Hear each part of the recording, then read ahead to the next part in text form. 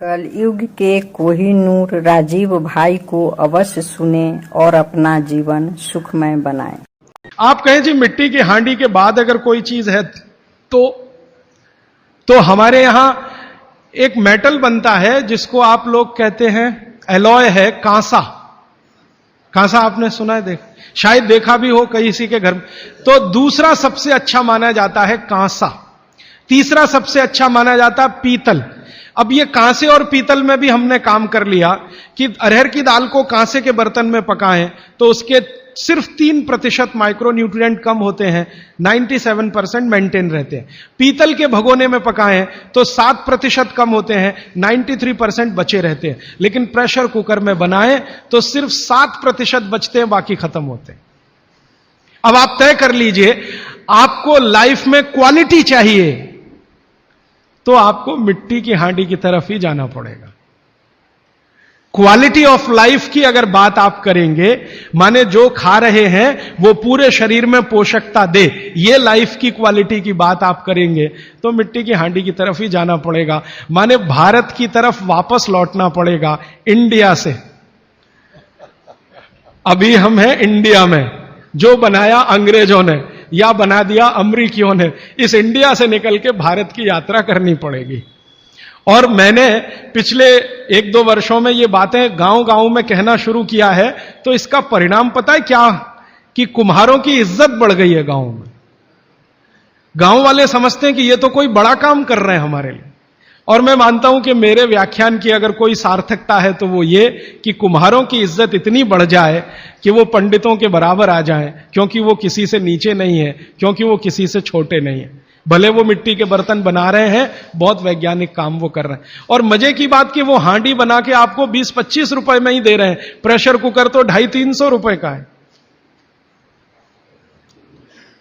और सबसे मजे की बात कि ये हांडी जब खत्म होगी, माने इसकी लाइफ पूरी हो जाएगी, तो ये हांडी फिर मिट्टी में मिल जाएगी और फिर वही मिट्टी से हांडी बन जाएगी। दुनिया में ऐसी कोई वस्तु नहीं है। प्रेशर कुकर के बारे में तो नहीं कह सकते आप, बायोडिग्रेडेबल है।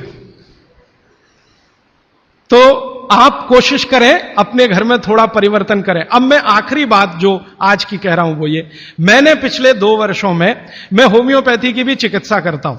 तो बहुत सारे पेशेंट मुझे फोन करते हैं, राजीव भाई ये। तो मैंने कुछ पेशेंट को खास कर कहा कि देखो भैया, आपको मैं कोई दवा नहीं दूंगा। तो कहने लगे फिर बीमारी कैसे ठीक होगी? मैंने कहा एक ही काम करो, मिट्टी की दाल खाना शुरू करो, मिट्टी की हांडी में रखी हुई दाल खाना शुरू करो। चावल खाना है तो मिट्टी की हांडी का। कहने लगे राजीव भाई कौन करेगा ये सब? मैंने कहा आपकी बीवी करेगी या आप करोगे? अगर जिंदगी चाहिए तो झक मार के आप करोगे, नहीं तो अमेरिका जाओ, कनाडा जाओ, जर्मनी जाओ, लाखों रुपए खर्च करो, फिर भी झक मार के वापस आओ, डॉक्टर कहेगा इलाज नहीं है। तो आप देख लो, तो जो गंभीर मरीज हैं वो आप जानते हैं वो कुछ भी करेंगे जो आप कहेंगे। तो मेरे पास कुछ डायबिटीज के क्रोनिक पेशेंट हैं, बहुत क्रोनिक, जिनका यूनिट, शुगर यूनिट 480 के ऊपर है। ऐसे 100 से ज्यादा पेशेंट, कुछ गुजरात में है, कुछ राजस्थान में और कुछ बंबई में। मैंने उनको कहा ध्यान से मिट्टी का बर्तन ले आओ और शुरू करो। अब बर्तन लाने में तकलीफ हुई तो कुम्हार को ढूंढना पड़ा, तो लेकिन मिल गया। वो 8 से 9 महीना हो गया नियमित रूप से मिट्टी की दाल और मिट्टी का चावल, माने हांडी की दाल और हांडी का चावल, हांडी की खिचड़ी नियमित रूप से खा रहे हैं। और अब तो उन्होंने मिट्टी का तवा भी ले आया अपने घर में रोटी बनाने के लिए। बाजरे की रोटी बहुत अच्छी बनती है इस मिट्टी के तवे पे, तो रोटी भी उसी की खा रहे हैं। 8 महीने के बाद सबका शुगर टेस्ट किया है तो 480 यूनिट वाला अभी 180 यूनिट पे है, बिना किसी मेडिसिन के, बिना किसी इंजेक्शन के, बिना किसी टॉनिक के। और होम्योपैथी की कोई दवा नहीं दी मैंने उनको। कुछ लोगों को ज्यादा परेशान थे, दवा भी दो, उनको प्लेसिबो दे दिया। प्लेसिबो समझते हैं? खाली गोली, दवा नहीं डाली। तो पेशेंट को लग रहा है कि मैं दवा खा रहा हूं, दवा खा के अच्छा हो रहा हूं। मुझे मालूम है कि वो कोई दवा नहीं है, वो प्लेसिबो है, वो अच्छा हो रहा है उस मिट्टी की दाल खा के, मिट्टी का चावल खा के, मिट्टी की खिचड़ी खा के। रिजल्ट ये है।